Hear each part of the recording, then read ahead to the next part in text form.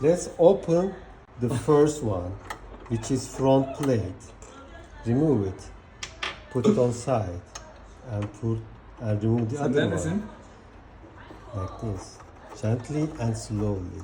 Slowly. Mustafa biraz önce seni gördüğü zaman doğru haklıydı orada. Remove it. And when you want to make sure, Mustafa abi diyor ki bana para ver diyorum. Diyor ki ne parası? lan bir dur. Okay, let's see. As you see here, look, the spoon and the blade should be full circular.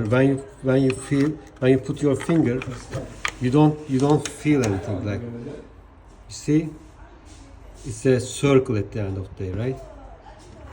See here,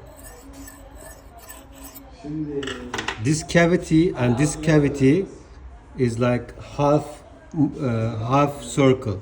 So when they are together, they become one full circle. So to make sure you're on the right place, put your finger, and if you should not feel anything, it should be smooth. And then put these things back.